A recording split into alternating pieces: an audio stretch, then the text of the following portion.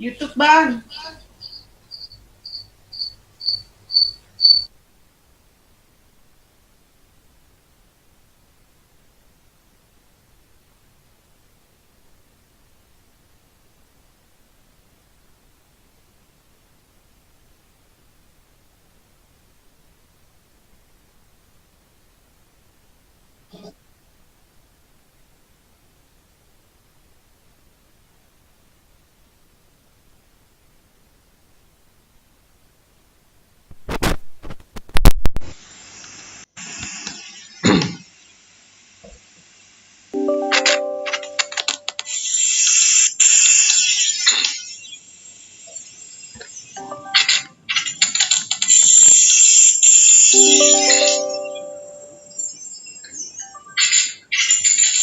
Assalamualaikum warahmatullahi wabarakatuh.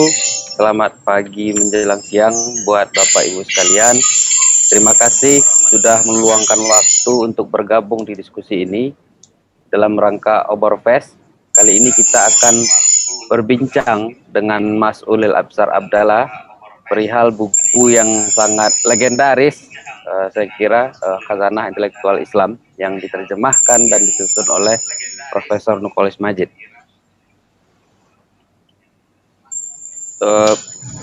Acara ini merupakan bagian dari Oborfest.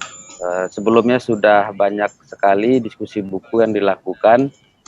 Kali ini kita membahas salah satu buku yang pernah diterbitkan tahun 1984 kalau tidak salah, dan dicetak ulang kembali tahun lalu, tahun 2019. Kalau tidak salah, Mas Ulil juga ikut memberikan pandangannya terkait buku ini dalam rangka cetak ulang. Bapak Ibu sekalian, perlu juga saya sampaikan di hari ini ada diskon 30% untuk buku Khazanah Intelektual Islam khusus untuk peserta yang mengikuti acara diskusi buku ini. Silahkan dilihat di website Obor atau bisa melalui Instagram juga. Nah, sebelum kita mulai diskusi, saya ingin mengenalkan dulu narasumber kita. Tentu saja kita sudah mengenal berbagai pemikiran dan sepak terjang dari Mas Ulil Absar Abdallah. Beliau lahir pada tanggal 11 Januari 1967 di Jebolek, Pati, Jawa Tengah. Ia menempuh pendidikan dasar di Madrasah Natut Talibin dan pendidikan tingkat menengah di Madrasah Matalil Falah, Kajen, Pati. Ia kemudian menempuh pendidikan S1 di Fakultas Syariah di Lembaga Ilmu Pengetahuan Islam dan Arab, Jakarta, dan S2 di Boston University di Amerika Serikat.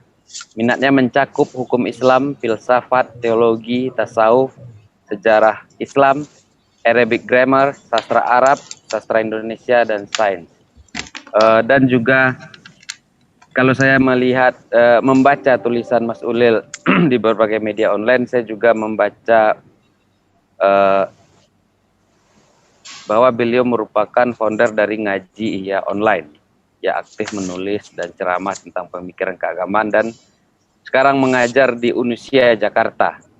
Itu profil ringkas dari Mas Ulil. Saya ingin juga mengulang kembali menyampaikan soal biografi ringkas Profesor Nukolis Majid. Kita juga sudah mengenal secara umum tentang karir beliau, tapi saya ingin mengulangi. Beliau lahir di Jombang, Jawa Timur 17 Maret 1939 dan meninggal di Jakarta 29 Agustus 2005. Kita mendengar populer memanggilnya Cak Nur, adalah seorang pemikir Islam dan budayawan pada masa mudanya sebagai aktivis dan kemudian Ketua Umum HMI. Ia menjadi satu-satunya tokoh yang pernah menjabat sebagai Ketua Umum HMI selama 2 periode. Ide dan gagasannya tentang sekularisasi dan pluralisme pernah mendapat banyak perhatian dari berbagai kalangan masyarakat. Cak Nur pernah menjabat sebagai Wakil Ketua Dewan Penasehat Ikatan Cendekiawan Muslim Indonesia, dan sebagai Rektor Universitas Paramadina sampai dengan wafatnya tahun 2005. Itu kira-kira biografi ringkas. Jadi diskusi buku ini merupakan antologi pemikiran Muslim hasil terjemahan dan suntingan Profesor Dr. Nurkolis Majid yang terbit pertama kali tahun 84. Ini merupakan kumpulan pemikiran mendasar dari para filsuf dan pemikir Muslim terdahulu yang layak dijadikan sebagai basis epistemologi Islam. Tentu, artikel-artikel yang diterjemahkan dan dimasukkan ke dalam ini adalah artikel pilihan dari setiap tokoh terkemuka pada masanya. Meski ide dan pemikiran-pemikiran dalam buku ini tergolong klasik, namun memberikan dasar penting yang dibutuhkan bagi pengembangan Islam dan kemodernan di masa mendatang. Karena itulah salah satu alasan dari Nurkolis Majid Society merasa perlu untuk menerbitkan kembali khazanah intelektual Islam ini tahun lalu. Yang menonjol dari berbagai pemikiran para filsuf dan pemikir Muslim yang tulisannya tertuang dalam buku ini, yang terpilih, tulisan terpilih, adalah bahwa setiap ide, pemikiran, dan gagasan yang keluar dari proses kreatif intelektual merupakan jawaban kontekstual atas situasi budaya pada zamannya. Nah, ini poin penting yang saya kira perlu ditegaskan. Ini setiap pemikiran itu merupakan jawaban kontekstual atas situasi budaya pada zamannya. Jelas terbaca dan terasa bahwa para intelektual Muslim terdahulu mendedikasikan hati dan jiwanya untuk menjaga dan mempertahankan iman dan martabat keislaman umat. Mesti dalam beberapa kasus, gara-gara hal tersebut, banyak yang dituduh sebagai pemikir yang telah menyimpang dari pakem sah keislaman. Dengan ketulusan dan tanggung jawab tinggi sebagai ulama, para pemikir itu berijtihad untuk menjaga serangan pemikiran demi kemaslahatan, baik di ranah teologis maupun sosial dan budaya. Karena itu, pada zamannya mereka adalah para pahlawan pemikiran. Itu kira-kira secara umum gambaran tentang buku ini. Selamat pagi menjelang siang, Mas Ulil. Pagi, Mas. Ya, sehat ya, Mas? Alhamdulillah. Alhamdulillah, semoga kita semua di forum ini selalu dalam kebaikan dan kesehatan. Saya ingin bertanya tentang pertemuan pertama Mas Ulil dengan buku ini. Mungkin sudah berkali-kali disampaikan, tapi saya ingin kembali Mas Ulil bercerita tentang pertemuan pertama dengan buku Khazanah Intelektual Islam ini. Terima kasih, Mas. Assalamualaikum warahmatullahi wabarakatuh. Pertama-tama saya sampaikan terima kasih kepada penerbit Obor yang sudah mengundang saya dalam percakapan pada pagi hari ini. Yang kedua, saya juga memberikan apresiasi yang setinggi-tingginya kepada penerbit Obor karena menerbitkan kembali naskah atau buku lama yang ditulis oleh Cak Nur, dan saya kira buku ini penting dibaca oleh generasi sekarang karena alasan-alasan nanti yang akan saya jelaskan sambil kita ngobrol dalam percakapan ini. Saya mengenal buku ini pertama kali adalah pada tahun 1985 kalau tidak saya ingat saya ya.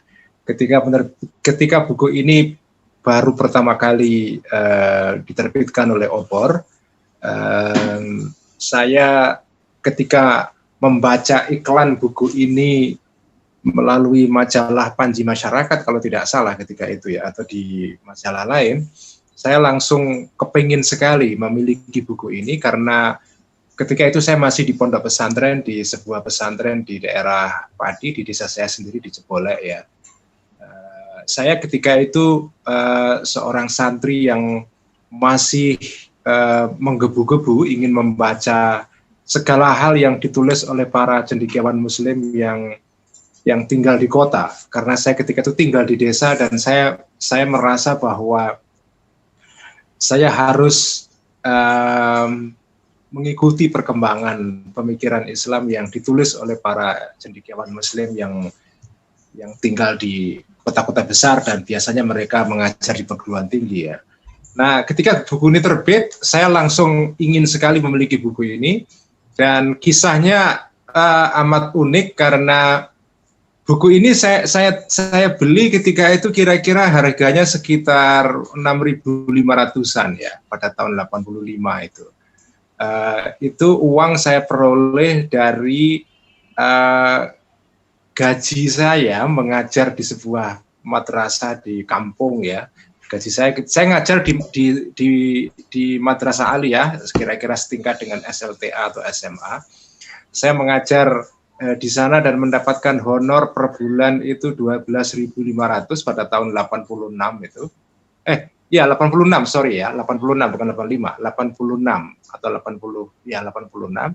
Saya mendapatkan gaji 12.500 dan sebagian saya pakai untuk membeli buku ini,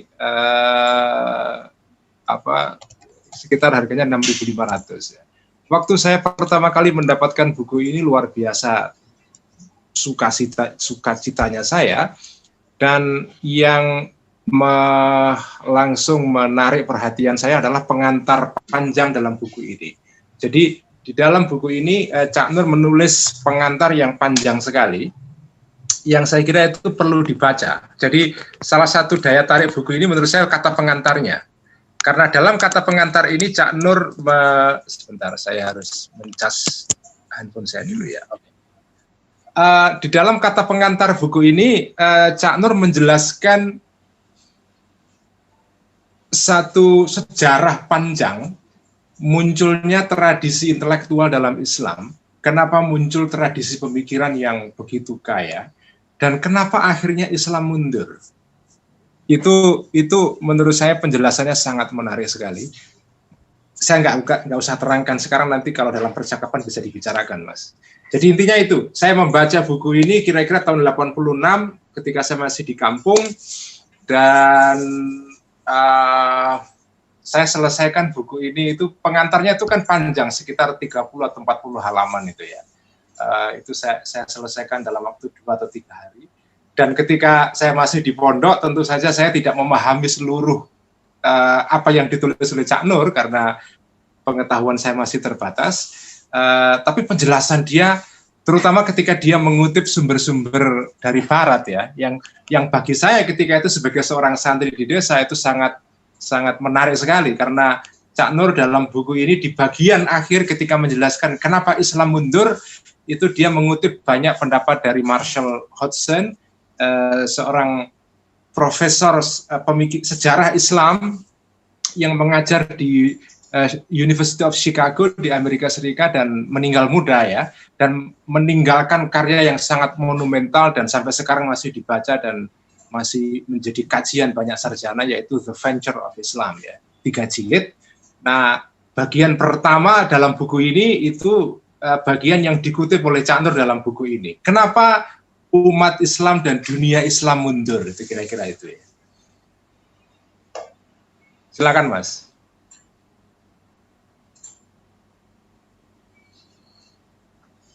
Ya, halo. Terima kasih. Halo, ya. Ya, terima kasih Mas Ulil, sebuah perkenalan dengan buku yang sangat menarik. Lalu bagaimana Mas Ulil merefleksikan pemikiran Islam? Di buku tersebut kita, ya selain pengantar yang sangat panjang tadi, kalau di edisi yang cetak ulang ini ada sekitar jadi 80 halaman yang edisi yang cetak ulang ini. Kita melihat misal katakanlah semacam karya-karya kunci dari Al-Kindi, Al-Asy'ari, Al-Farabi, Ibnu Sina, sampai kemudian ada Al-Ghazali dan seterusnya. Setiap pemikir itu punya pertentangan, ada yang dibantah, ada yang para pendahulu yang teruskan dan lain sebagainya. Sangat khas dalam sejarah, suatu sejarah pemikiran. Bagaimana sebaiknya katakanlah para santri atau yang belajar pemikiran Islam menyikapi dinamika pemikiran itu, Mas? Oke, sekarang saya akan masuk kepada bukunya ya. Ini bukunya teman-teman semua, Khazanah Intelektual Islam. Khazanah itu adalah istilah yang saya kira sudah masuk di dalam KBBI. Khazanah itu artinya adalah gudang ya, ini dipinjam dari bahasa Arab, Khazanah Intelektual Islam. Ini 3 kata ini sebetulnya semua kata pinjaman ini. Khazanah dari bahasa Arab, intelektual dari bahasa Inggris, Islam ya tentu saja bahasa Arab ya. Nah, buku ini dibuka dengan pengantar tadi yang saya sudah ceritakan panjang sekali, warisan intelektual Islam. Nah, apa yang disebut dengan warisan intelektual Islam di sini? Istilah warisan itu, ya, heritage atau legacy ini, apa maksudnya? Yang dimaksud dengan warisan pemikiran Islam dalam buku ini sebetulnya itu lebih fokusnya adalah warisan pemikiran di bidang filsafat.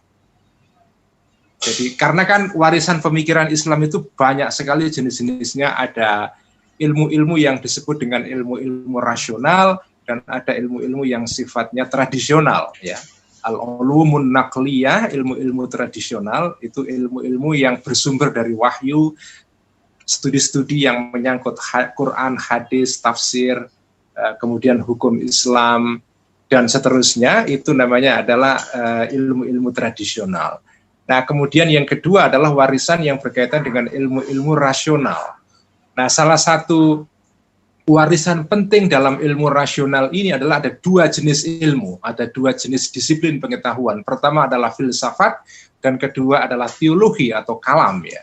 Nah, yang dimaksudkan oleh Cak Nur dengan warisan intelektual Islam di sini lebih mengarah kepada warisan pemikiran filsafat dan kalam. Kenapa demikian? Karena memang Cak Nur ketika menyiapkan buku ini, beliau sedang studi di Chicago, University of Chicago, di mana di sana mengajar tadi itu Profesor Marshall Hodgson yang menulis buku The Venture of Islam. Cak Nur tidak pernah bertemu karena ketika Cak Nur belajar di sana dia sudah meninggal, Profesor Hodgson kalau tidak salah ya. Cak Nur belajar di Chicago itu akhir tahun 70-an dan awal tahun 80-an. Beliau kalau tidak salah pulang itu tahun 83 kalau tidak salah ya. Setahun sebelum NU itu mengadakan muktamar yang sangat historis di Situbondo, Jawa Timur. Nah, jadi khazanah intelektual Islam di sini artinya adalah warisan filsafat dan kalam. Karena Cak Nur studi tentang 2 ilmu ini ketika beliau belajar di Universitas Chicago di Amerika Serikat dan menyiapkan disertasi mengenai hal ini. Jadi Cak Nur itu disertasinya sudah terbit juga oleh Nurholis Majid Society, dan saya juga membahas buku itu kira-kira 2 atau 3 bulan yang lalu. Disertasi Cak Nur adalah tentang Ibnu Taimiyah. Ibnu Taimiyah ini salah satu tokoh yang dianggap sangat anti filsafat. Jadi Cak Nur di sini menariknya adalah jadi di sini ada 10 tokoh yang ditampilkan Cak Nur dan diterjemahkan karya-karyanya. Jadi buku ini adalah kumpulan 10 tulisan sarjana filosof dan teolog Muslim yang hidup di dalam rentang antara abad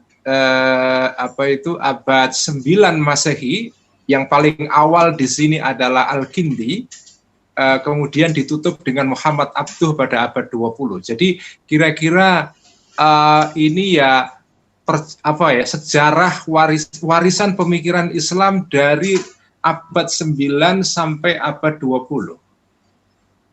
Jadi kira-kira 11 abad ya. Jadi 11 abad. Panjang sekali. Tentu saja ini tidak mewakili seluruh keragaman pemikiran filsafat dan kalam atau teologi dalam Islam ya. Nah, yang menarik adalah saya akan sebutkan siapa yang dicantumkan di sini, yang dikumpulkan tulisan-tulisannya dan diterjemahkan oleh Cak Nur. Yang pertama adalah Al-Kindi, filosof Arab pertama. Ya, Al-Kindi dikenal sebagai filosof Arab pertama. sebelum Al-Farabi dan Ibnu Sina, dua filosof penting dalam tradisi pemikiran Islam ya. Yang kedua adalah Al-Asy'ari. Al-Asy'ari ini kita tahu adalah seorang sarjana penting yang melahirkan atau mendirikan satu mazhab pemikiran teologi akidah Asy'ariyah yang banyak diikuti oleh umat Islam saat ini, termasuk oleh warga Nahdliyin atau NU. Yang kedua adalah Al-Farabi. Ini adalah filosof besar Islam pertama, karena Al-Kindi itu dia filosof penting, tapi yang betul-betul dianggap sebagai filosof Islam besar yang mengembangkan tradisi pemikiran Yunani dalam kerangka tradisi Islam itu adalah Al-Farabi. Kemudian Ibnu Sina. Di dua tokoh yang sangat penting dalam sejarah filsafat Islam. Ibnu Sina yang disebut sebagai Asy-Syaikhur Ra'is ya. Asy-Syaikhur Ra'is itu sebutan yang terkenal ya, Asy-Syaikhur Ra'is. Kemudian Al-Ghazali ini sebetulnya tidak bisa kita sebut sebagai filosof secara ketat ya. Dia lebih tepat disebut sebagai seorang teolog atau ahli mengenai ilmu ketuhanan. Dan kita tahu Al-Ghazali itu menulis buku yang menyerang keras sekali pemikiran dari dua filosof sebelumnya, yaitu Al-Farabi dan Ibnu Sina. Nah, tetapi yang menarik, Cak Nur itu di sini kan menerjemahkan karya-karya para filosof Muslim klasik ini. Bagian karya Al-Ghazali yang diterjemahkan oleh Cak Nur di sini bukan karya Al-Ghazali yang menyerang filsafat. Ini menariknya. Padahal Al-Ghazali kan dikenal sebagai orang yang menyerang filsafat, terutama filsafat peripatetik ya. Jadi filsafat peripatetik itu filsafat yang mewarisi tradisinya Aristoteles, terutama Aristoteles ya, Plato dan Socrates ya. Filsafat peripatetik atau yang dalam bahasa Arab disebut dengan al-falsafah al-masyaiyah ya. Itu Al-Ghazali. Nah, yang diterjemahkan oleh Cak Nur dalam buku ini dari karya Al-Ghazali adalah bukan karya Al-Ghazali yang menyerang filsafat, tetapi karya beliau yang lain, yaitu Faisalut Tafriqah Bainal Islam wa Zantaqah. Ini karya yang memang penting ya, karya tentang usaha Al-Ghazali untuk memberikan satu parameter. Kenapa seorang itu bisa disebut Islam dan kenapa tidak? Karena seperti saat sekarang ya, pada zaman Al-Ghazali, kecenderungan untuk mudah mengkafirkan orang lain itu juga terjadi. Jadi kecenderungan takfir atau menganggap kelompok yang berbeda dengan kelompok saya itu kafir atau bid'ah atau sesat dan seterusnya, itu sudah terjadi pada zaman Al-Ghazali, yaitu pada abad 11 Masehi ya. Al-Ghazali itu hidupnya adalah abad 10 dan 11 ya, abad 10 sebetulnya ya. Nah, Al-Ghazali nulis buku ini untuk menjelaskan parameter. Jadi kamu itu tidak bisa sewenang-wenang mengatakan orang yang berbeda dengan kamu itu kafir. Misalnya dalam buku ini dikatakan oleh Al-Ghazali bahwa kamu sebagai pengikut madhab atau akidah Asy'ariyah tidak bisa semena-mena mengatakan orang yang tidak mengikuti akidah Asy'ariyah itu sesat. Itu tidak bisa. Karena kata Al-Ghazali, kebenaran itu bisa ada di dalam semua madhab. Tidak hanya pada satu madhab saja.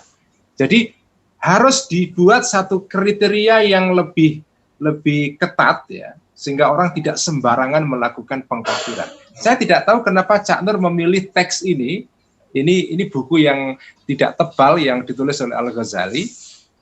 Pada saat beliau, itu buku ditulis pada saat beliau masih di Baghdad sebelum menjadi sufi ya. Jadi Al-Ghazali pra-sufi itu ya. Kemudian Ibnu Rushd, ini juga kita tahu orang yang membela filosof melawan serangan Al-Ghazali ya. Ibnu Taimiyah kita tahu orang yang sangat anti filsafat dan anti ilmu kalam atau ilmu teologi. Nah, yang ke-8 atau ke-7 adalah ke-8 Ibnu Khaldun. Kita tahu Ibnu Khaldun itu seorang sejarawan yang menulis buku sejarah dan dengan pengantar atau muqaddimah yang sangat terkenal sekali, dan dengan buku Muqaddimah yang dikenal dengan Muqaddimah Ibnu Khaldun. Ibnu Khaldun dianggap sebagai pendiri sosiologi yang pertama. Karena kalau Anda baca buku Muqaddimah itu luar biasa. Bagaimana beliau melakukan satu observasi terhadap realitas sosial dan mencoba untuk merumuskan hukum-hukum yang mengatur masyarakat manusia itu. Jadi cara berpikir beliau itu seperti para sosiolog modern sebetulnya. Nah, dua pemikir terakhir adalah pemikir modern, yaitu Al-Afghani dan Muhammad Abduh. Ya, ini abad 20. Jadi inilah isi buku ini ya. Jadi ada 10 filosof dan teolog yang tulisan-tulisannya dikumpulkan oleh Cak Nur, diterjemahkan. Nah, ini bagi saya yang menarik, Mas. Cak Nur ini kan sekarang kita kan di Indonesia ini kan kebanjiran buku terjemahan ya. Tetapi kan banyak terjemahan-terjemahan itu dikerjakan oleh bukan orang yang spesialis. Jadi menurut saya problem di Indonesia adalah banyak buku-buku terjemahan yang dikerjakan oleh penerjemah yang ya mungkin dia menguasai bahasa asli buku itu, Inggris atau Arab atau apapun ya, menguasai dengan baik. Ya. Tetapi dia tidak menguasai bidang spesifik yang menjadi kajian buku yang dia terjemahkan itu. Nah, kritik saya adalah tentu saja menerjemahkan itu baik ya, tetapi tantangannya adalah bagaimana terjemahan itu dikerjakan oleh orang yang menguasai bidang itu. Nah, buku ini bagi saya adalah bentuk terjemahan yang sangat ideal. Karena ini dikerjakan oleh orang yang menguasai bidang yang diterjemahkan. Cak Nur menerjemahkan karya-karya di bidang filsafat dan teologi. Dua bidang yang dikaji Cak Nur. Makanya saya menganggap ini adalah buku terjemahan, saya sebut ya, buku terjemahan terbaik. Dan paling ideal. Karena Cak Nur sendiri adalah seorang penulis yang eseis yang baik, tulisan-tulisannya sangat baik sekali sebagai seorang penulis bahasa Indonesia. Kan tidak semua orang Indonesia bisa menulis dengan baik. Cak Nur adalah orang yang menulis dengan bahasa Indonesia yang baik sekali.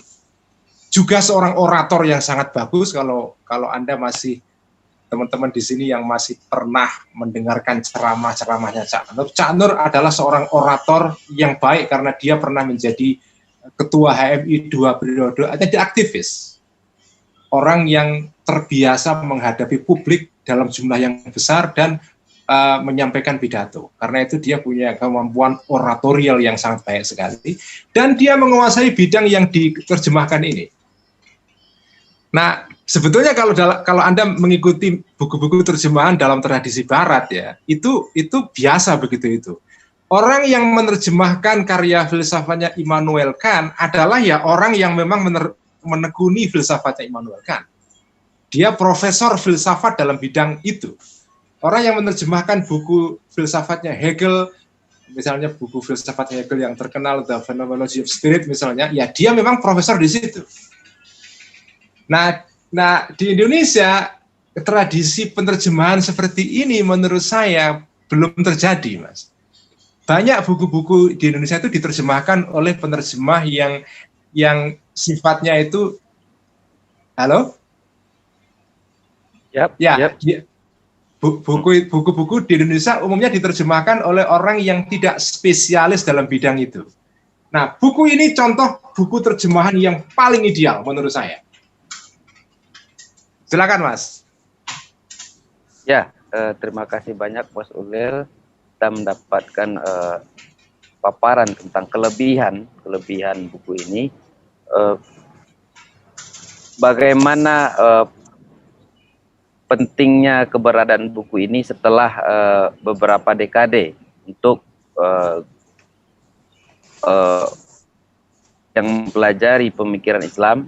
Apakah setelah buku ini atau ada buku-buku yang katakanlah melanjutkan tugas buku ini atau semacamnya, Mas Ulil? Jadi buku ini menurut saya hadir di era sekarang ini itu penting sekali. Suara saya jelas, Mas ya? Ya, jelas. Oke. Buku ini menurut saya kehadirannya pada saat ini penting sekali karena sekarang ini kita menyaksikan semacam pendangkalan pemikiran keislaman menurut saya. Anda lihat sekarang ini percakapan pemikiran Islam itu merosot tajam. Pada era Cak Nur dulu, Gus Dur, Cak Nur, Dawam Raharjo, Munawir Syazali, Johan Effendi, Jalaluddin Rahmat pada tahun-tahun 80-an dan tahun 90-an ya. Itu tahun-tahun yang menyaksikan kegairahan percakapan Islam yang cukup mendalam. Dan itu terjadi melalui diskusi-diskusi yang serius ya, dan tidak melalui percakapan yang penuh dengan makian dan cibiran dan seterusnya. Nah, sekarang kita menyaksikan bahwa percakapan Islam itu lebih banyak berlangsung lewat media sosial. Dan kita tahu media sosial sebagai ruang itu sangat sempit sekali. Dan mengandalkan kecepatan respon dan emosi ketimbang pemikiran menurut saya. Nah, sekarang ini yang terjadi menurut saya adalah percakapan pemikiran Islam itu merosot tajam. Orang kalau berbeda pendapat, kalau tidak dituduh kafir atau sesat ya dia dilaporkan ke polisi. Nah, ini menurut saya perkembangan yang menyedihkan buat saya. Tradisi membaca dengan adanya gadget yang sekarang ini pengaruhnya makin besar di masyarakat, kemampuan membaca kita generasi sekarang mungkin merosot ya. Karena orang terbiasa membaca kalimat-kalimat atau tulisan pendek melalui handphone, tidak melalui buku lagi. Nah, jadi kita sekarang menyaksikan kemerosotan tradisi pemikiran Islam. Memang masih ada tradisi pemikiran yang dikembangkan di kampus, tetapi itu hanya merupakan kesibukan akademis yang terisolasi dari perkembangan pemikiran di masyarakat. Nah, pada era Cak Nur, itu batas antara ruang akademis dengan percakapan sosial itu tidak seketat sekarang.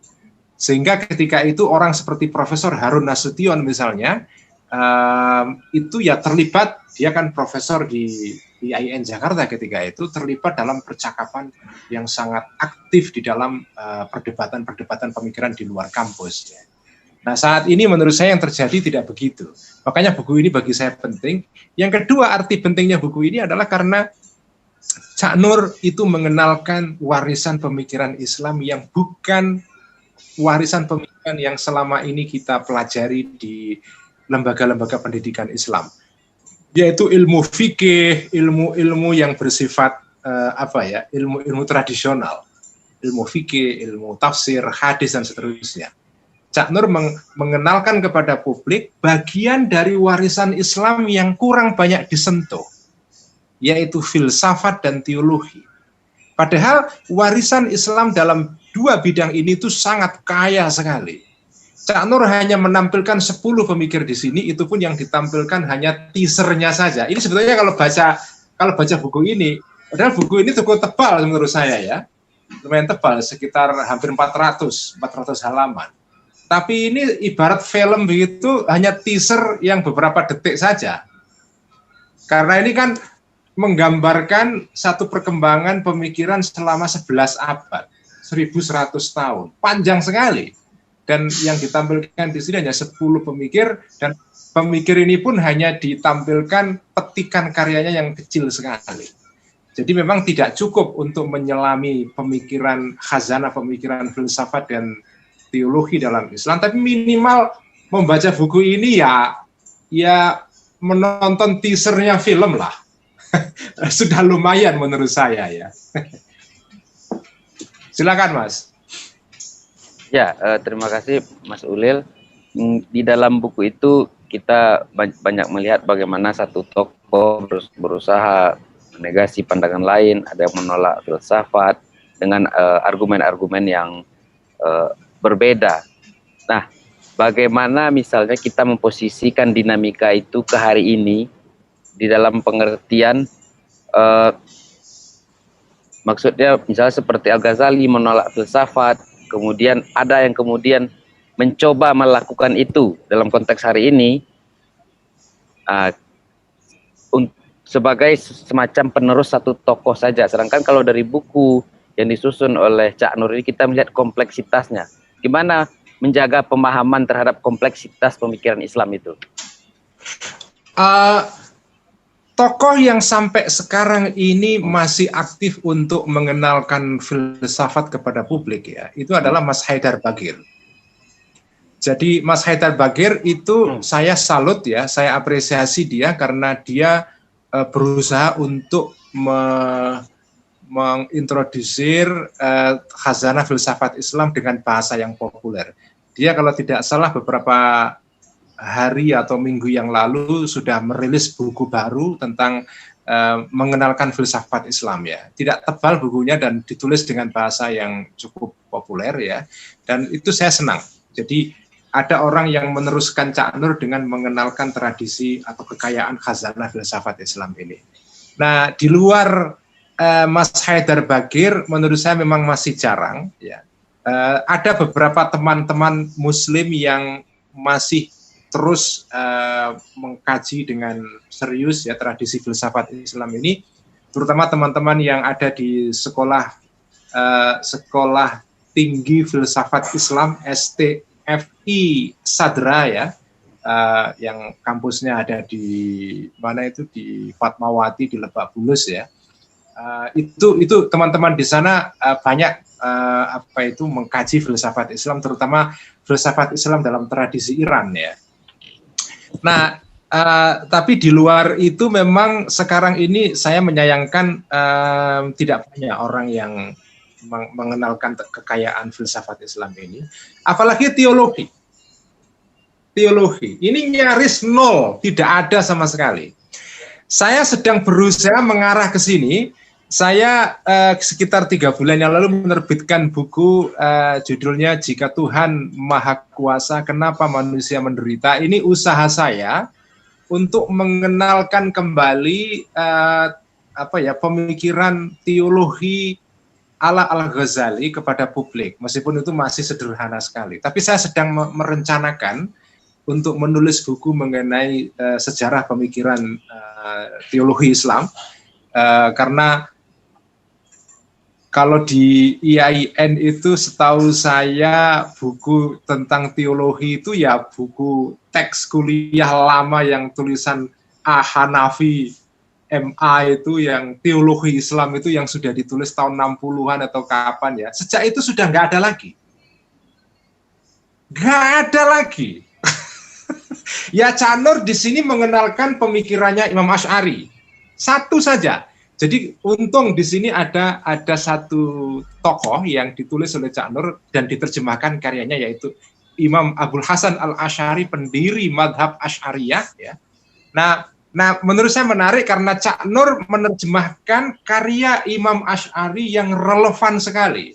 Karena buku atau petikan karya Al-Asy'ari yang diterjemahkan dalam buku ini persis mengenai pembelaan Al-Asy'ari terhadap ilmu kalam.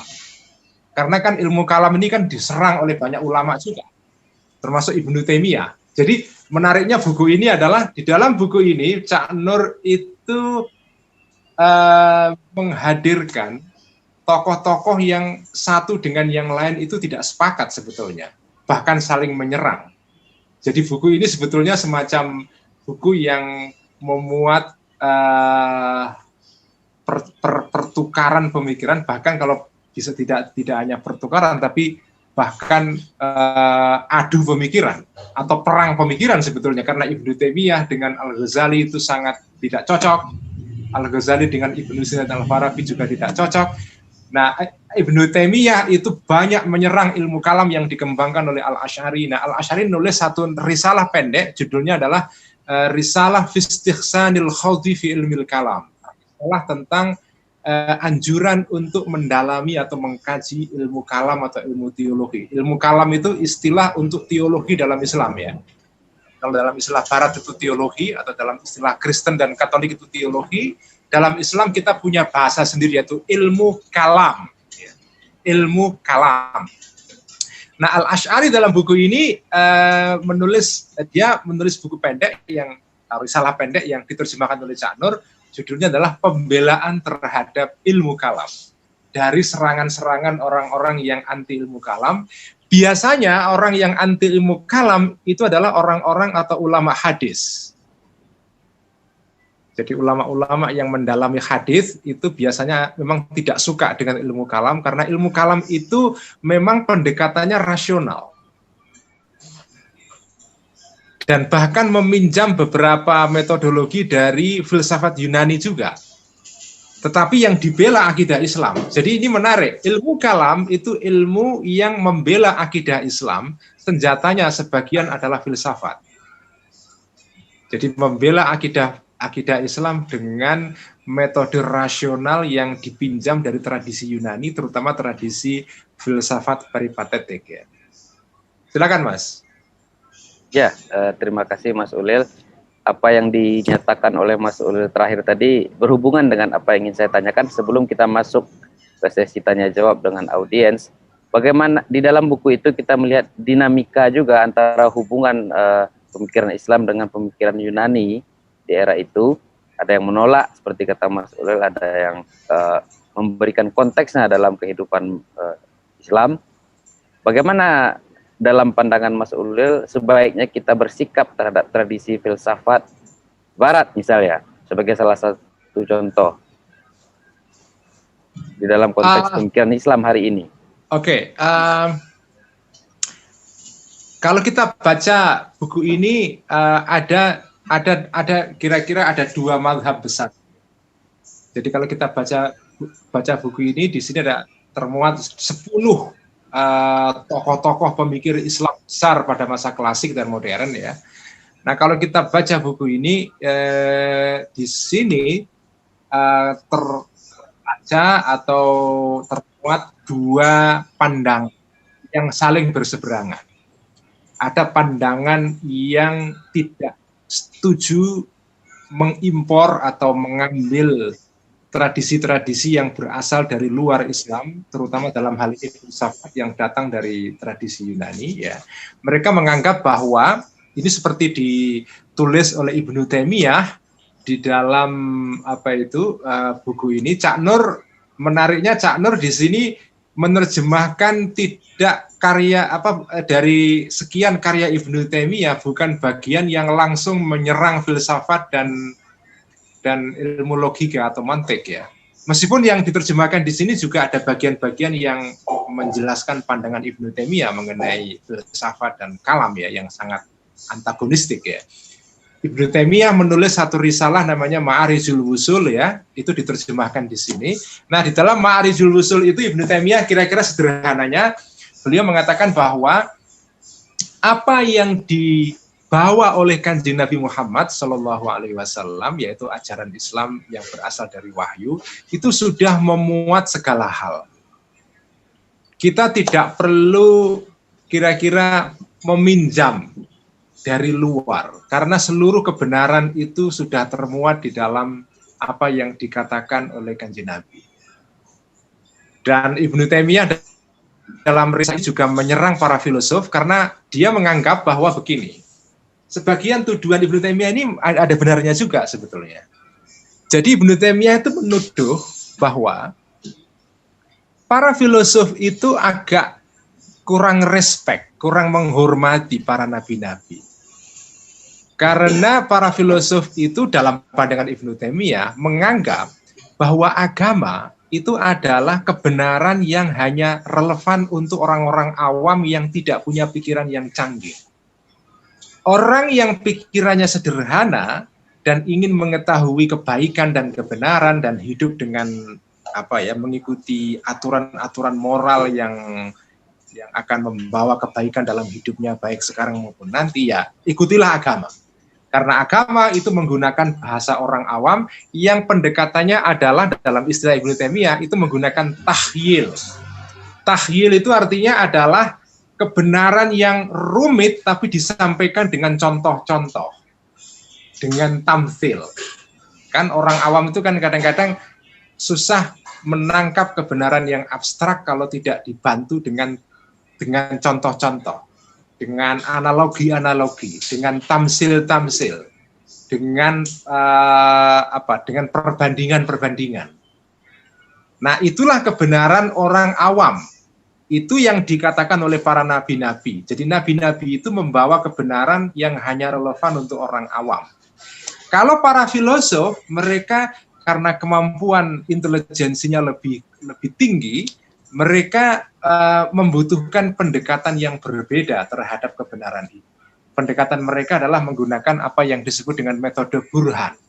Burhan itu artinya adalah pembuktian yang rasional dan bisa dipastikan kebenarannya. Pasti benar, karena itu burhan itu semacam pembuktian suatu kebenaran berdasarkan premis-premis yang badihi, yang aksiomatik ya.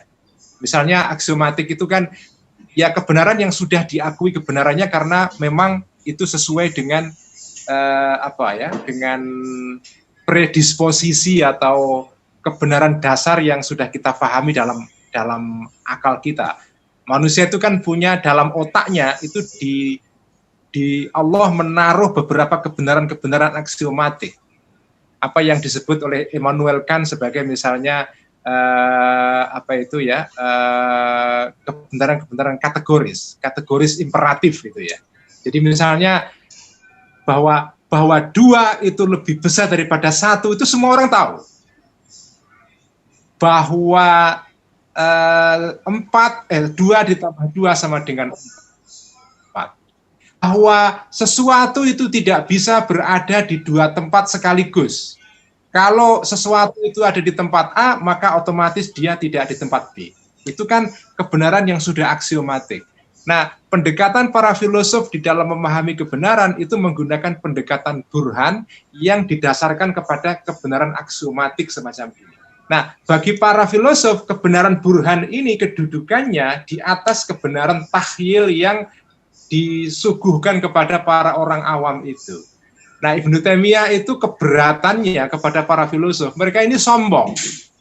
Mereka ini menganggap bahwa agama ini hanyalah untuk orang-orang awam. Kalau orang-orang yang pinter itu butuhnya filsafat. Nah, itu yang diserang oleh Ibnu Taimiyah itu. Ibnu Taimiyah itu jengkel pada filosof karena saya kadang-kadang merasa ada benarnya dengan kritik Ibnu Taimiyah ini. Kalau dikontekstualisasikan pada keadaan kita sekarang ya, orang-orang yang mungkin yang pinter, yang cendekiawan, yang bacaannya bukunya canggih-canggih itu kan kadang-kadang merasa bahwa agamanya orang awam itu kan kayak rendah gitu loh. Makanya saya pernah menulis 2 esai sekaligus kan. Saya menyebut bahwa menjadi muslim yang intelek seperti Cak Nur itu penting. Tapi kita juga jangan meremehkan cara beragama orang-orang awam. Karena cara beragama orang-orang awam itu kadang-kadang tidak kelihatan canggih, tapi kadang-kadang mempunyai ketulusan dan kedalaman yang mengharukan. Yang dalam tulisan saya itu saya muat, itu 2 tulisan yang sebetulnya saya tulis untuk penghormatan saya kepada Cak Nur. Jadi saya menulis esai 1 judulnya adalah menjadi muslim intelek, itu penting seperti Cak Nur. Yang kedua sebagai semacam catatan juga, menjadi muslim awam itu juga jangan diremehkan. Saya mencoba menggabungkan 2 jenis keislaman ini ya. Nah, kalau mengikuti mazhab ala Ibnu Taimiyah ini ya, dan sekarang pengikutnya juga banyak, mereka umumnya adalah cenderung anti filsafat, anti pemikiran barat dan seterusnya. Nah, tapi mazhab yang kedua adalah mazhab yang tidak seperti ini. Mazhab yang dengan terbuka mau mempelajari kebenaran yang datang dari kebudayaan lain. Nah, tokoh yang melambangkan mazhab ini secara baik adalah Ibnu Rushd. Yang dalam bukunya ini, Cak Nur menerjemahkan 1 risalah pendek dari Ibnu Rushd, yaitu risalah Ibnu Rushd yang judulnya adalah Faslul Maqal fi ma bainal hikmati wa syariati minal ittisal. Ini risalah yang penting sekali karena ini risalah yang di situ Ibnu Rushd Ini filosof yang bagi saya menarik karena ini filosof sekaligus ahli fikih. Jadi dia ini kiai tapi juga sekaligus cendekiawan. Dia ini saya kira Cak Nur model klasik ya ini Ibnu Rushd itu. Nah, Ibnu Rushd dalam buku ini membela filsafat terhadap serangan-serangan orang yang anti filsafat seperti Al-Ghazali. Silakan Mas. Ya, terima kasih banyak Mas Ulil, menarik sekali, makin tidak sabar untuk menanyakan banyak hal, tapi sudah tiba waktunya untuk membuka kesempatan kepada audiens. Oh, ini sudah ada yang bertanya, beberapa audiens yang bertanya. Ini saya bacakan saja. Pertama dari Pak Irfan Muhammad. Assalamualaikum warahmatullahi wabarakatuh. Bagaimana menurut Mas Ulil? Assalamualaikum warahmatullahi wabarakatuh. Apakah Cak Nur lebih dekat pada tokoh pemikiran siapa? Apakah benar beliau pewaris Ibnu Taimiyah? Bagaimana tanggapan Mas Ulil? Silakan Mas. Cak Nur ini menarik ya. Dan kadang-kadang agak enigmatik, Mas Irfan ya. Cak Nur ini agak enigmatik. Ada pernah membaca novelnya V.S. Naipaul ya, The Enigma of Arrival.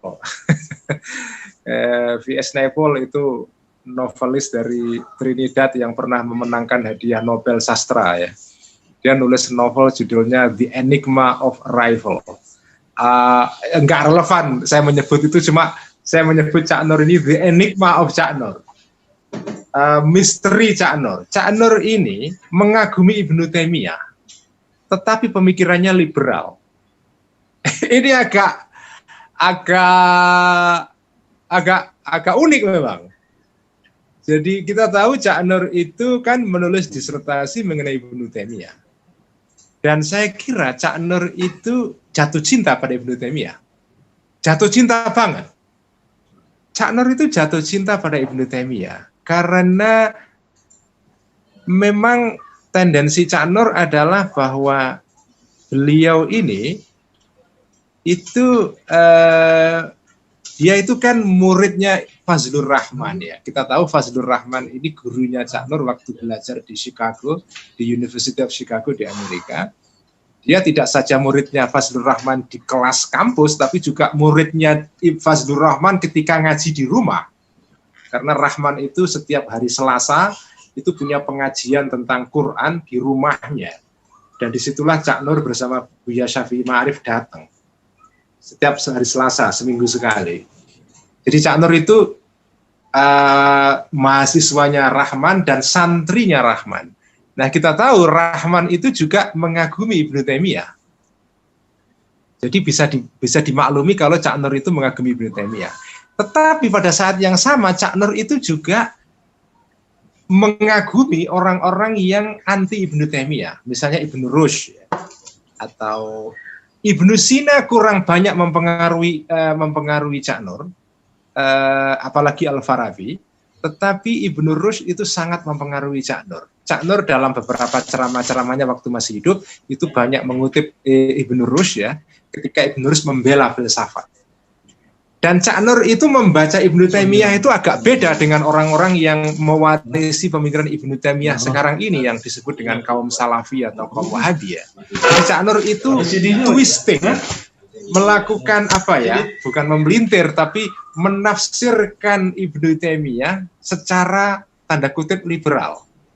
Kalau Anda baca pidatonya Cak Nur yang kontroversial di TIM pada tahun 1992 tentang pidato kedua Cak Nur yang kontroversial, yang kemudian membuat dia diserang habis-habisan oleh kelompok-kelompok yang anti dia, terutama kelompok media dakwah ya. Itu Cak Nur dalam artikelnya, dalam pidatonya yang panjang itu, ada artikelnya yang panjang sekali, itu banyak mengutip Ibnu Taimiyah. Terutama ketika Cak Nur itu menafsirkan kata Islam. Cak Nur kan kita kenal mempunyai tafsiran yang menarik mengenai Islam itu. Islam itu intinya adalah ketundukan. Jadi Islam itu lebih difahami oleh Cak Nur tidak sekedar kategori sosiologis, yaitu nama agama yang dipeluk oleh orang Islam. tetapi Islam dipahami oleh Cak Nur dari sudut intinya. Intinya Islam adalah ketundukan, surrender, submission, istislam, karena kata Islam dari kata apa itu ya, aslama yuslimu islaman dalam bahasa Arab, itu artinya adalah to submit yourself, menundukkan diri kamu kepada otoritas tertinggi, yaitu Tuhan. Jadi orang yang disebut Islam adalah orang yang tunduk kepada kebenaran mutlak. Tidak semata-mata orang yang mengikuti ajar agama yang namanya Islam, itu saja, enggak. Dan Cak Nur menekankan bahwa Islam sebagai inti itu sebetulnya agama yang dibawa oleh semua nabi.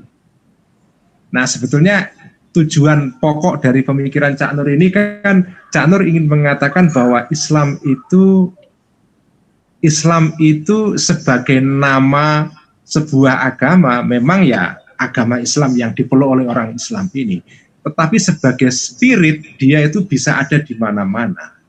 Ada di orang Islam, ada di orang luar Islam. Ada di Kristen, ada di Yahudi, dan seterusnya. Nah, pemikiran inilah yang kemudian membuat orang-orang yang pengikutnya Ibnu Taimiyah yang versi yang konservatif ya, itu marah luar biasa.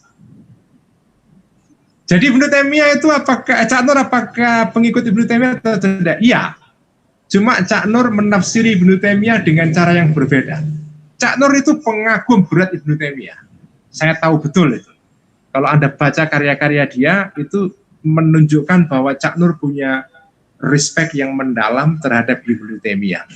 Dan memang Ibnu Taimiyah itu begini ya, teman Mas Irfan ya, Ibnu Taimiyah itu memang di dalam penggambaran populer sekarang ini itu dianggap sebagai tokoh yang melahirkan gerakan-gerakan radikal ini. Sebetulnya penggambaran seperti ini nggak fair. Ibnu Taimiyah itu tidak seperti itu. Memang dia anti filsafat, dia anti mantik atau logika, dia anti ilmu kalam.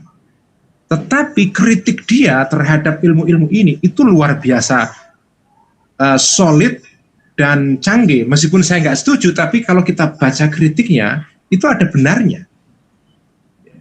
Jadi menurut saya tidak fair kita menggambarkan Ibnu Taimiyah dengan cara yang agak reduksionistik ya. Dia adalah bapak spiritual dari fundamentalisme Islam modern. Itu menurut saya itu propaganda Barat itu. Saya nggak setuju itu. Oke. Silakan Mas. Terima kasih banyak Mas Ulil atas jawabannya yang sangat menarik. Ini ada pertanyaan selanjutnya dari Pak Ahmad Irwian. Apakah perbedaan sudut pandang intelektual Muslim klasik itu perlu ada titik temu sebagai solusi terhadap realitas maqasidus syariah, atau cukup sampai pada mencetak spesialis-spesialis yang merupakan penerus pemikir Muslim klasik tersebut hingga yaumil akhir? Saya kira menarik pertanyaan Mas Irwian ini. Ya, terima kasih Mas Irwian, dan terima kasih sudah ikut menyimak di sini. Ini Mas Irwian ini adalah santri saya di Ngaji Ihya. Dan mungkin juga ada santri-santri lain yang ikut ngaji di sini. Sebetulnya Mas Irwian ya, titik temu itu sudah dicapai di era klasik. Jadi begini, ulama-ulama kita seperti ulama-ulama sekarang, ulama-ulama kita atau sarjana-sarjana kita, filosof-filosof kita di zaman klasik dulu itu berbeda pendapat. Tetapi walaupun mereka berbeda pendapat, mereka itu juga saling belajar satu dari yang lain. Dan diam-diam mereka saling memakai ilmunya ulama yang lain yang mungkin sebagian dia kritik. Misalnya saya ambil contoh ya. Imam Ghazali itu kita tahu adalah ulama yang sangat kritis terhadap warisan filsafat yang dikembangkan oleh Al-Farabi dan Ibnu Sina. Meskipun saya sudah menerangkan berkali-kali, tidak benar bahwa Al-Ghazali itu anti filsafat secara total. Itu tidak benar. Al-Ghazali itu hanya mengkritik sebagian kecil dari filsafatnya Ibnu Sina, tidak seluruhnya. Nah, tapi oke lah, lepas dari itu, Al-Ghazali ini disebut sebagai orang yang sangat kritis kepada filsafat. Tetapi kalau kita lihat perkembangan pemikiran Islam, terutama pemikiran Islam di bidang kalam atau teologi, terutama teologi Asy'ariyah, pasca Al-Ghazali, terutama abad 12, abad 13 sampai abad 16 ya, itu banyak menggunakan pemikiran-pemikirannya Ibnu Sina yang semula dikritik oleh Al-Ghazali.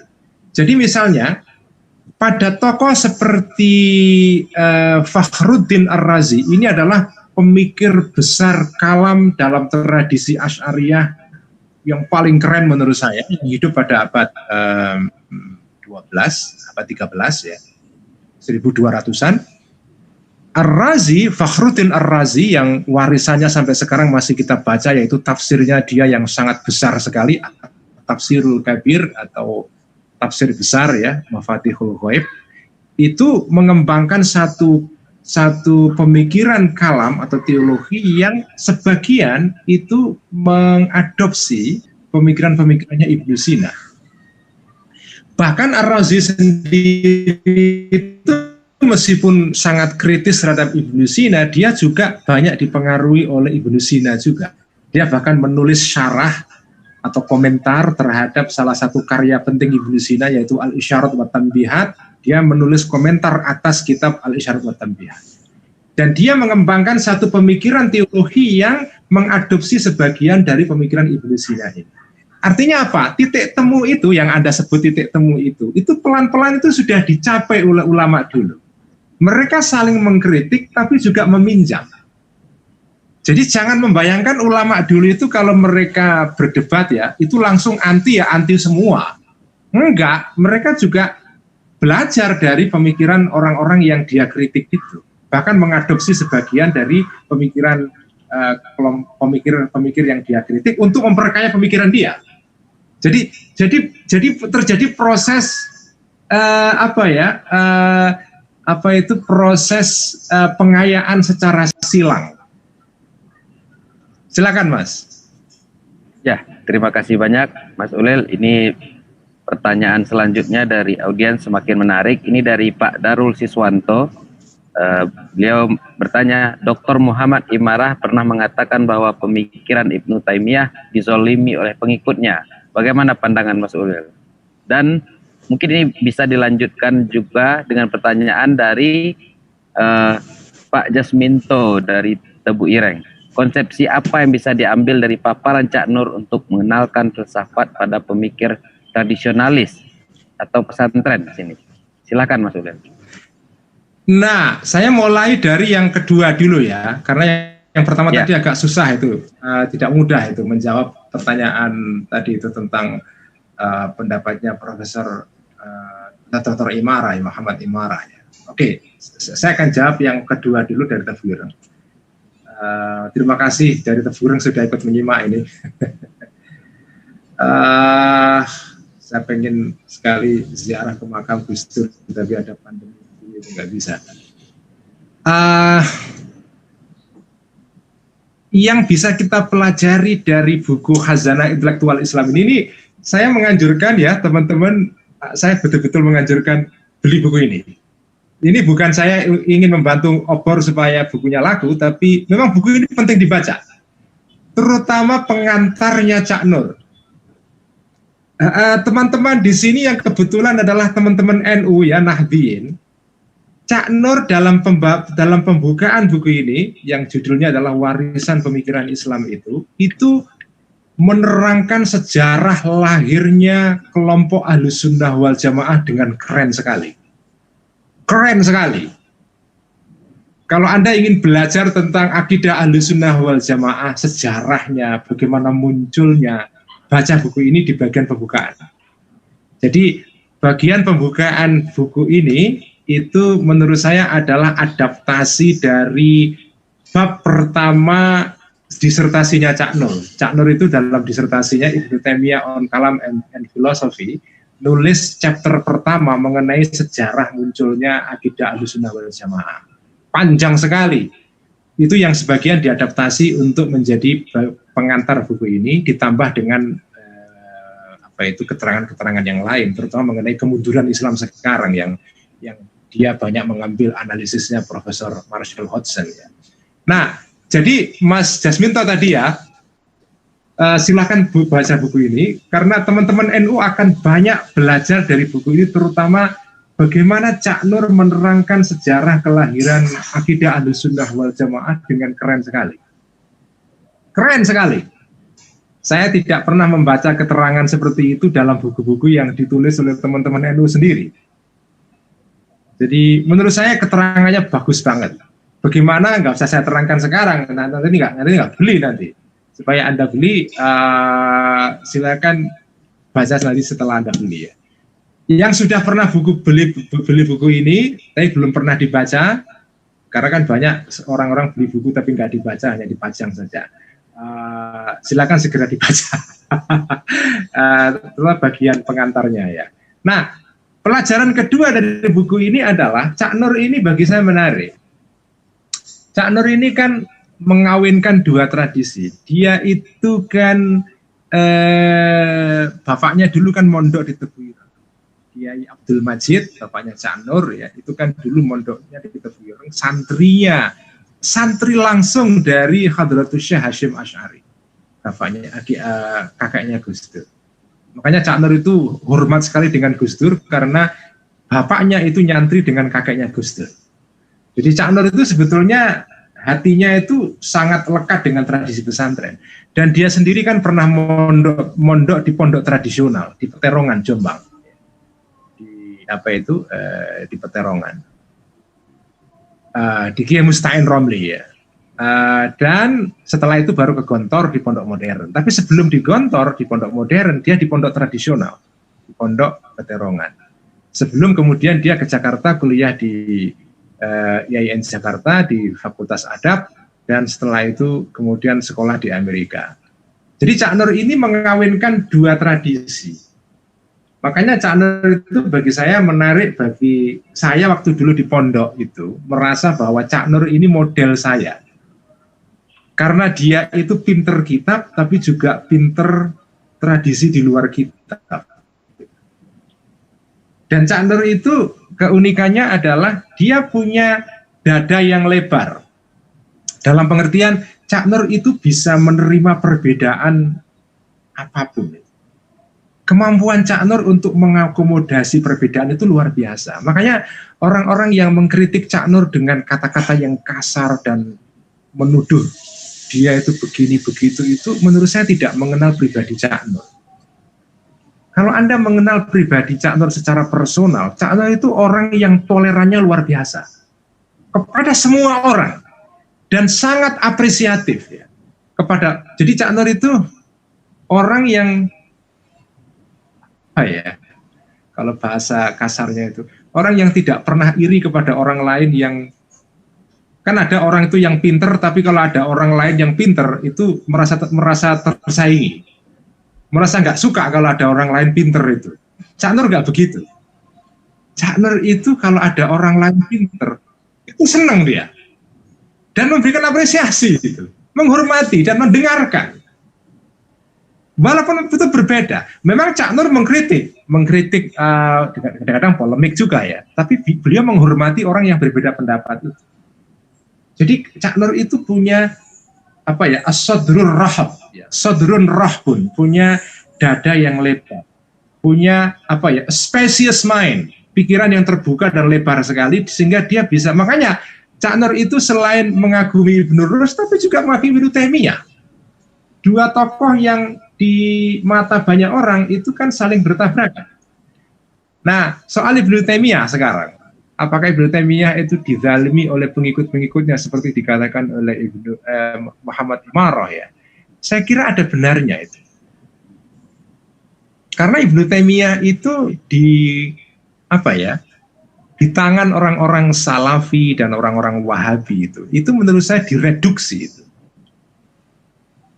Jadi Ibnu Taimiyah itu sebagai pemikir sebetulnya kaya sekali. Dan pemikiran-pemikirannya itu yang liberal juga ada.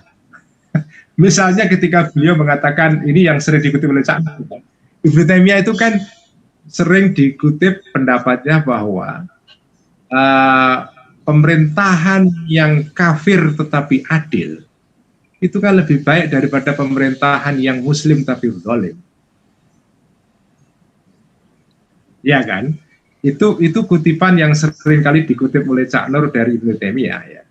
Jadi Ibnu Taimiyah di dalam karyanya yang terkenal mengenai As-Siyasah Asy-Syar'iyyah itu buku yang juga sering dikutip oleh Cak Nur, As-Siyasah Asy-Syar'iyyah. Dalam karya itu Ibnu Taimiyah itu kan menekankan pentingnya keadilan ya. Keadilan sebagai fondasi pengelolaan kehidupan publik atau politik. Fondasi politik itu adalah keadilan. Bahkan saking pentingnya keadilan sebagai fondasi politik, pemerintahan yang adil walaupun kafir itu lebih baik daripada pemerintahan yang muslim tetapi zalim. Jadi Ibnu Taimiyah itu sebagai pemikir itu kaya dimensi-dimensinya itu, tetapi di tangan orang-orang Salafi itu direduksi jadi pemikir yang nggak menarik. Ibnu Taimiyah di tangan Cak Nur jadi menarik sekali. Silakan Mas. Ada yang nanya lagi? Ya, terima kasih. Ya, masih ada. Sebelum itu saya ingin mengingatkan kepada Bapak Ibu sekalian, di room chat ini sudah ada link untuk pemesanan buku, dan juga tayangan ini juga bisa dilihat di YouTube channel Pustaka Obor Indonesia. Nah, selanjutnya ada pertanyaan dari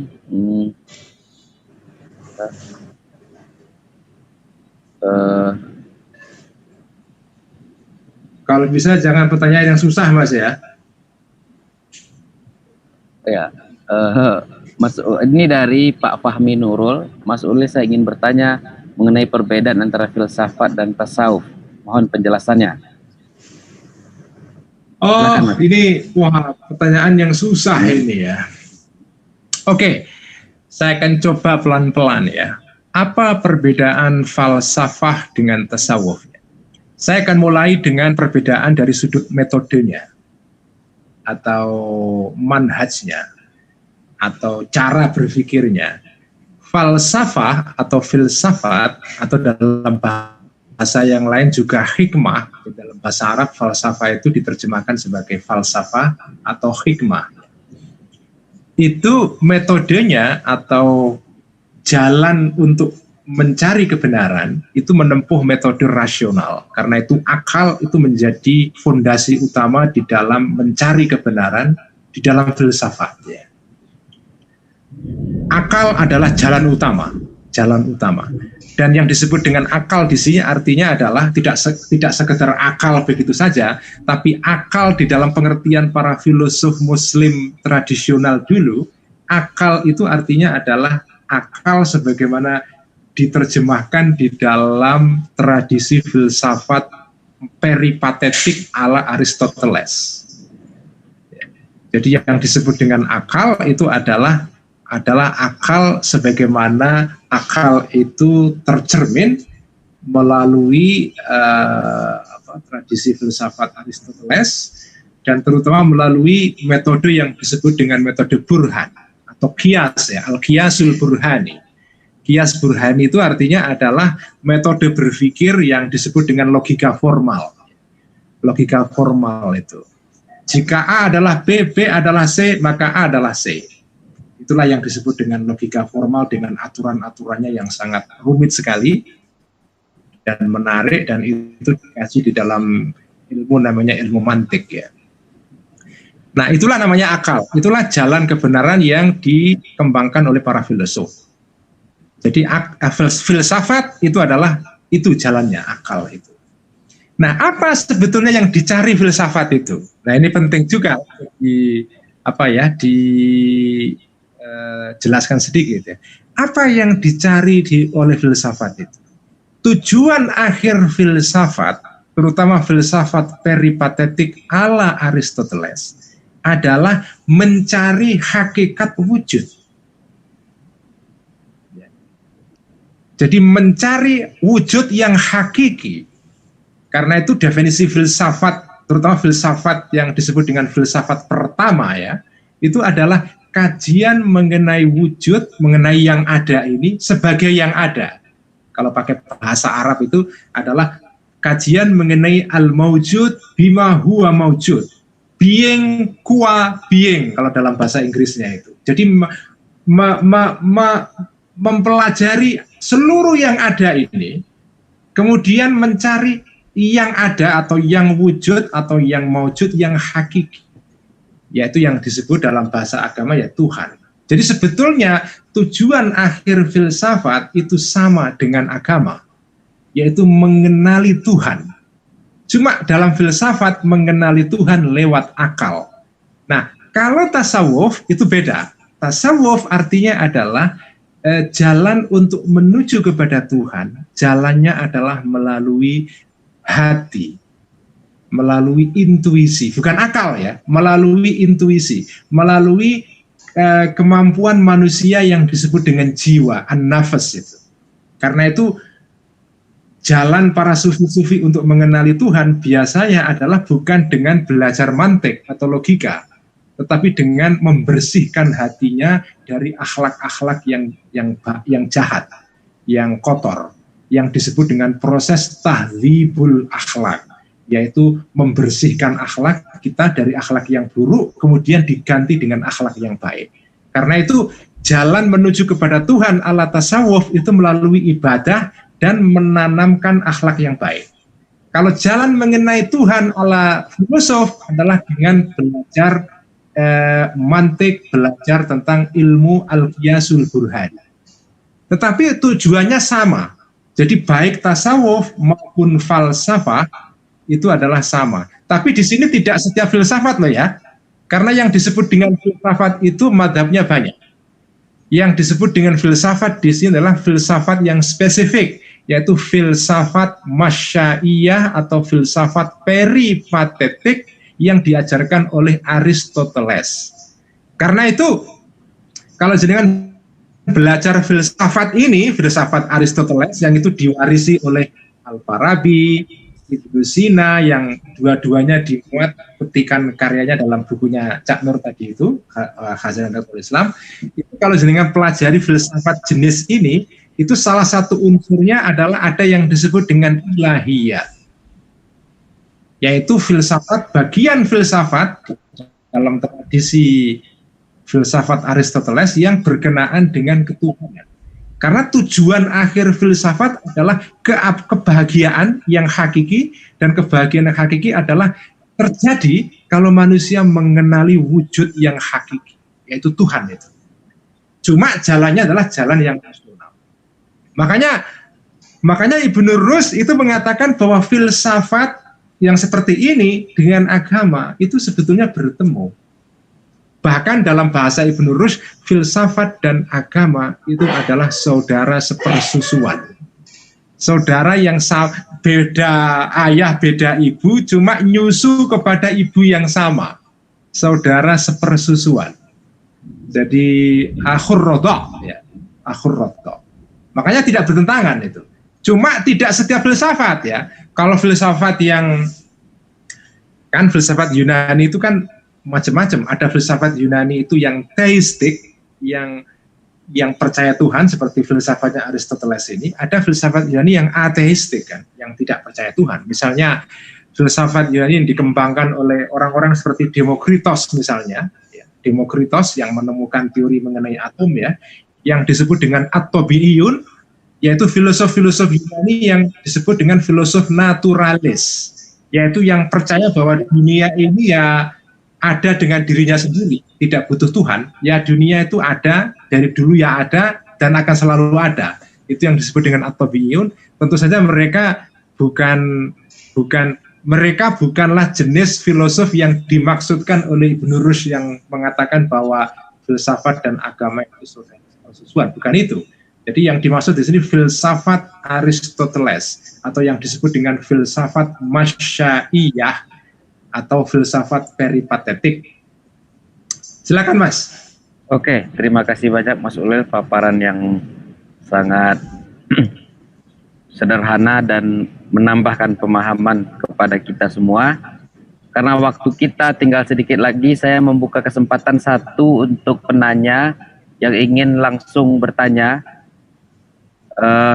Ini di kolom chat juga ada. Saya persilahkan kepada Mualimah Cilacap namanya di sini. Mohon maaf kalau salah menyebutkannya.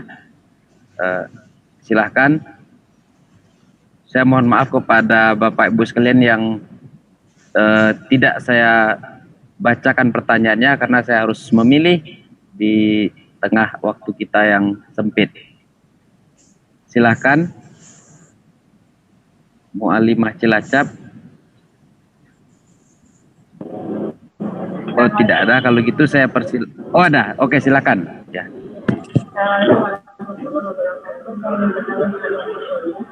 Halo. Assalamualaikum. Halo, mohon maaf, suaranya tidak begitu jelas. Oh, saya tidak begitu jelas ya. Halo, assalamualaikum. Ya, jelas. Saya bisa dengar kok. Waalaikumsalam warahmatullahi wabarakatuh. Ya, saya ingin bertanya kepada Gus Ulil terkait dengan pemikiran dari beliau Abdurrahman Wahid dengan beliau Cak Nur Khalid Masjid. Apa perbedaan dari persamaan dari pemikiran beliau dengan Cak Nur? Itu saja pertanyaan dari kami. Terima kasih. Assalamualaikum warahmatullahi wabarakatuh.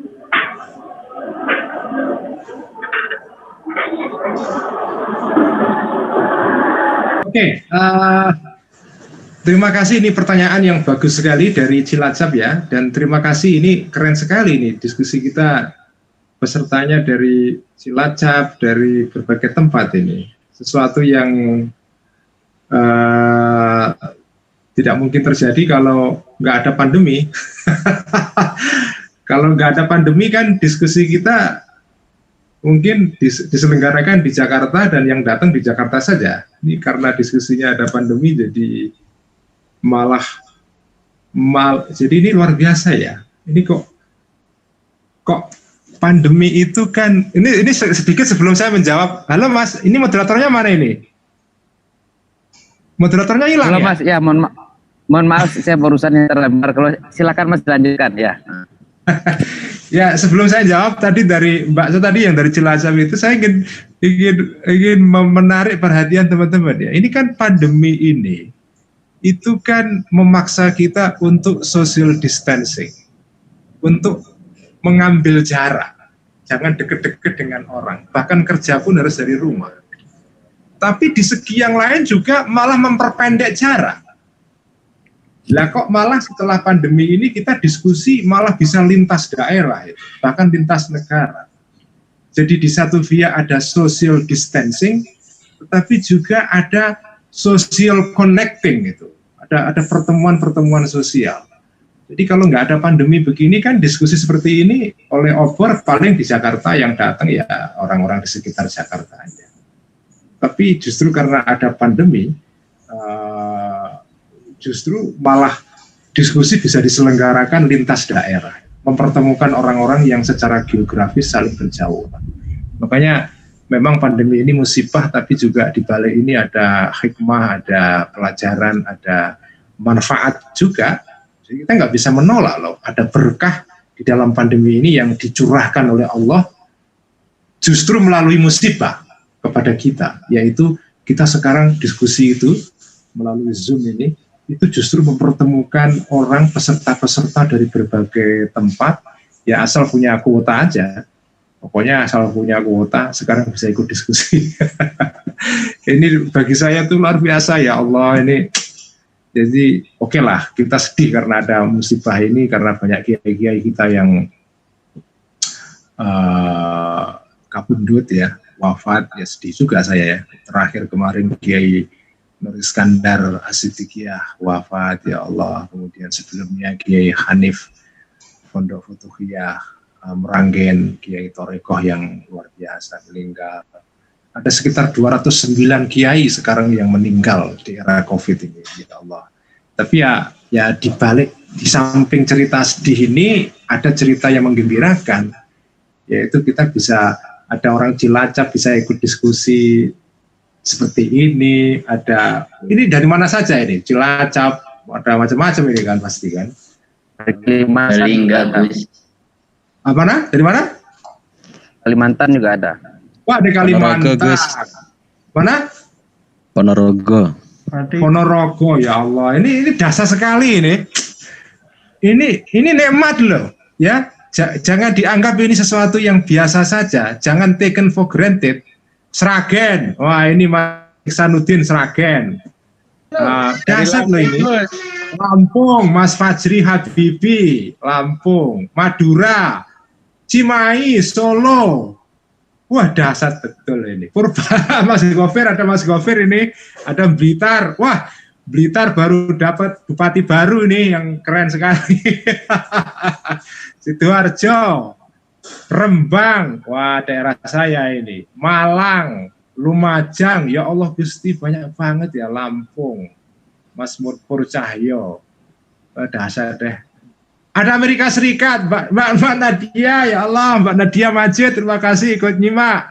Ini ada Mbak Atin juga, tapi kalau Mbak Atin kan Jati Bening di samping saya aja. Ada Pati, ada Blora, ada Karet, Padang, wah luar biasa ini. Boyolali, Bumayu, Brebes, wah sudahlah semuanya luar biasa. Medan, ini dasar ini jadi pandemi ini selain cerita sedih juga ada cerita yang menyenangkan. Kita bisa silaturahmi, diskusi yang diikuti oleh orang dari berbagai tempat. Saya yakin kalau nggak ada pandemi ini nggak terjadi.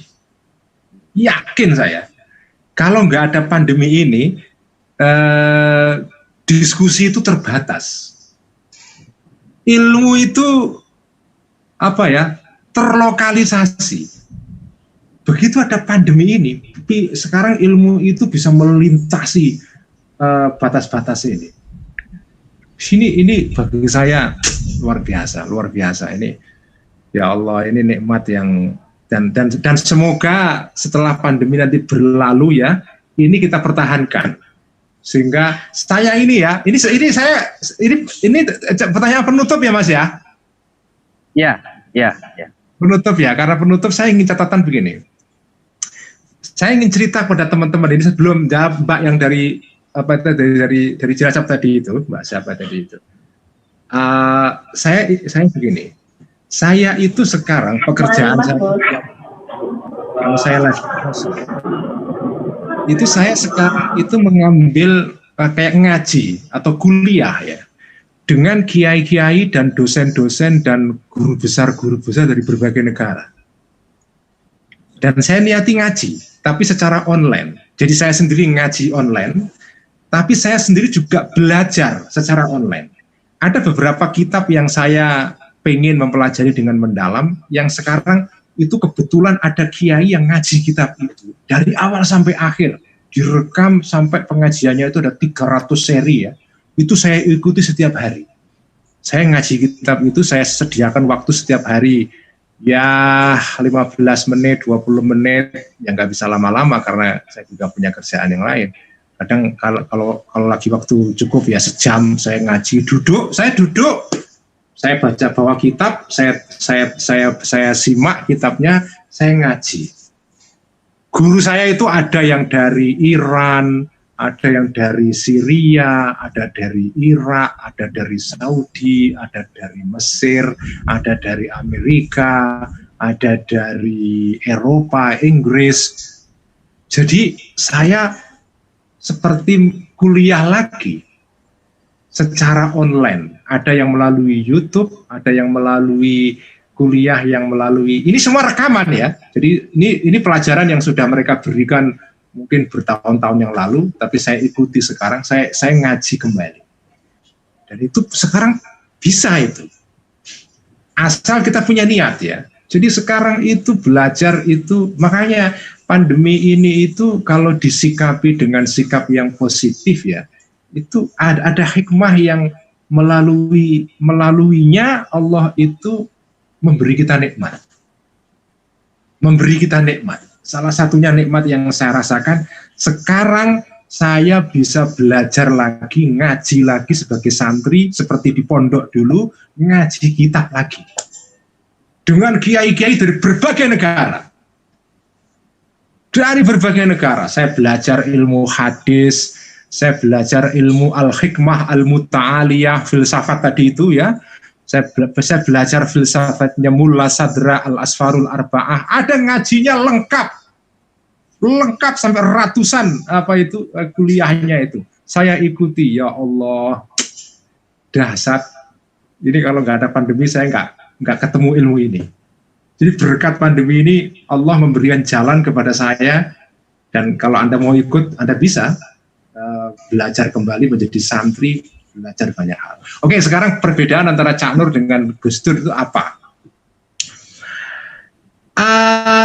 Perbedaan yang paling mencolok adalah ya, Cak Nur ini seorang intelektual yang di atas angin. Kalau memakai bahasanya Romo Dik Hartoko ya. Jadi Cak Nur ini adalah intelektual atau cendekiawan yang di atas angin. Dia tidak punya massa atau umat spesifik yang menjadi pengikutnya seperti Gus Dur ya. Gus Dur ini kan intelektual organik, kalau pakai istilahnya Antonio Gramsci ya. Gus Dur itu intelektual organik, intelektual yang tumbuh dari dalam masyarakat menjadi pemimpin masyarakat. Makanya beliau ketua NU, PBNU 3 periode ya. Jadi beliau ini memimpin umat. Cak Nur itu tidak memimpin umat. Meskipun Cak Nur juga punya umat, cuma umatnya jenisnya beda. Cak Nur itu intelektual yang berumah di angin ya.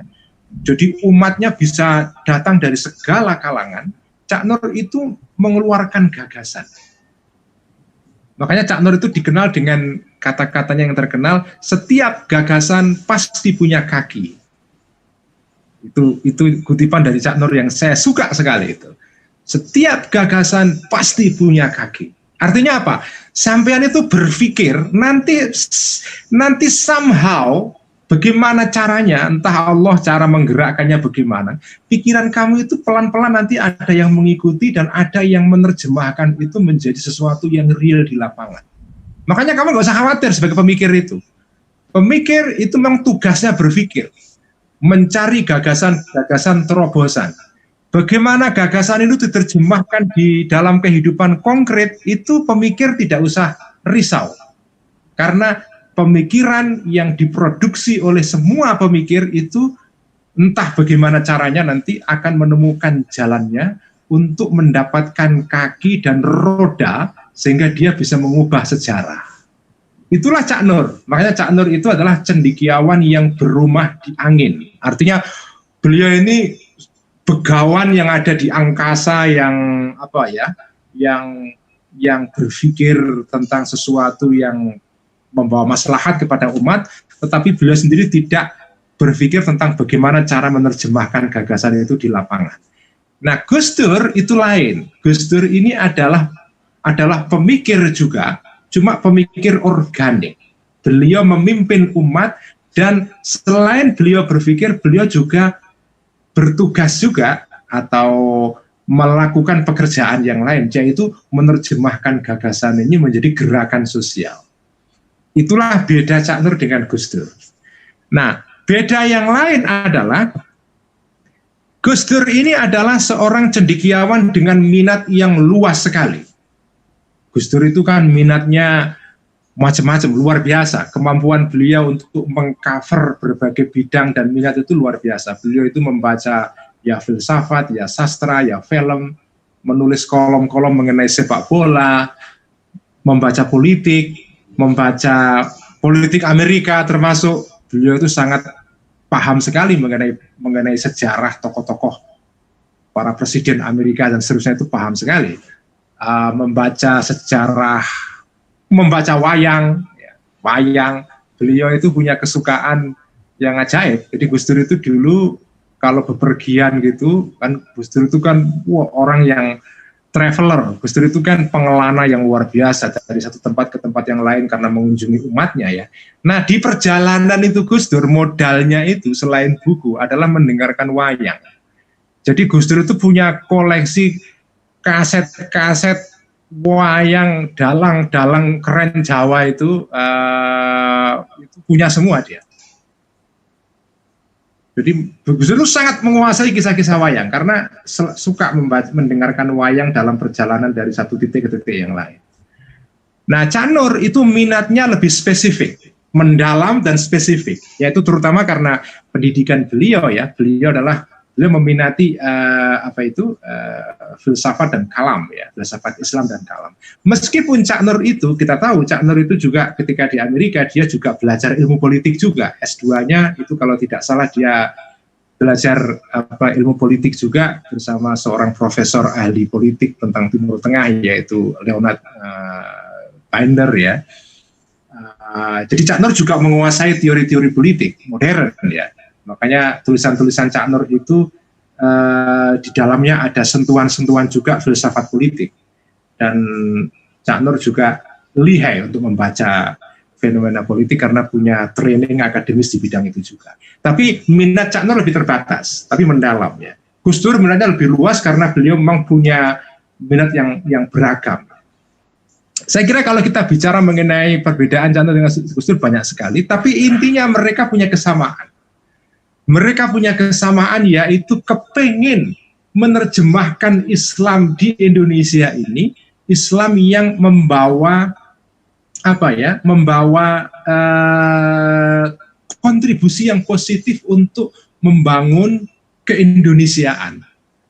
Jadi kalau mau dirumuskan dengan sederhana itu menggunakan istilah Cak Nur, baik Gus Dur maupun Cak Nur itu dua-duanya concern untuk mendamaikan antara keislaman, keindonesiaan, dan kemodernan.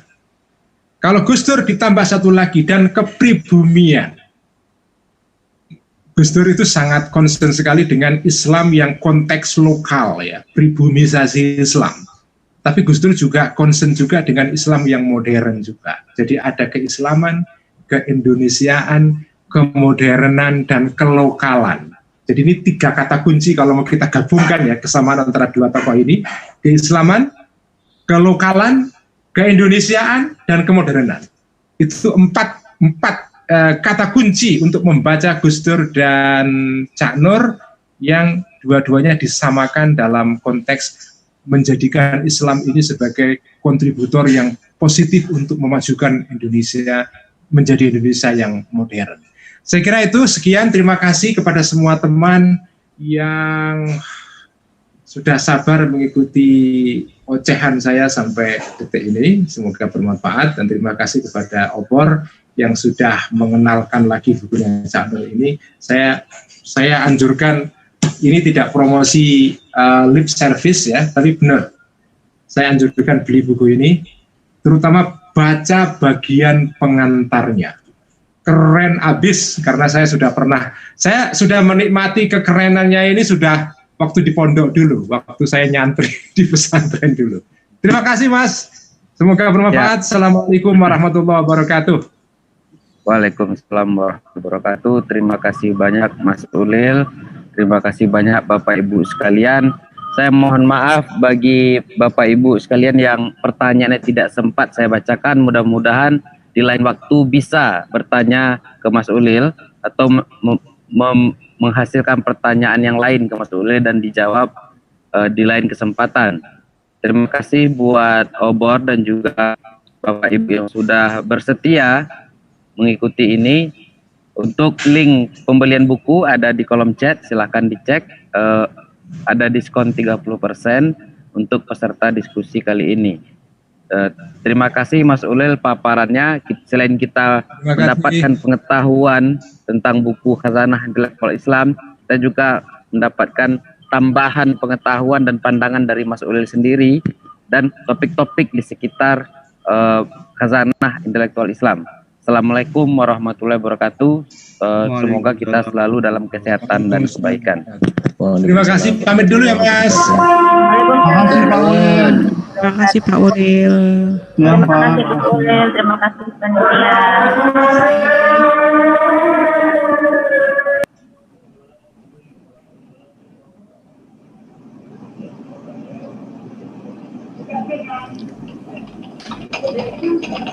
Terima kasih teman-teman yang sudah hadir. Nanti pukul 2 ada acara tentang perlindungan merek. Kalau misalkan ingin join ikut acara itu silakan bisa lihat Instagram ya Pustaka Obor Indonesia. Terima kasih.